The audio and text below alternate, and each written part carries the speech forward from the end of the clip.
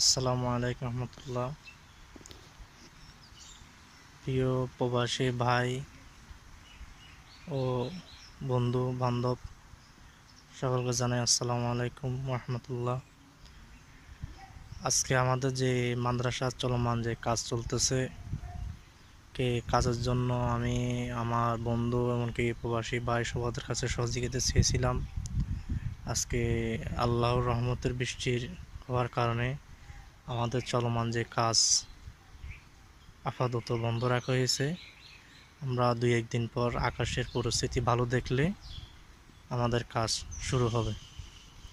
আর যারা আমাদের কাজে সহযোগিতা করবেন, আমাদের পাশে থাকবেন, কাজে অংশগ্রহণ করবেন, দ্বীন ইসলামের কাজে আমাদের পাশে থাকবেন, এই আশাবাদী।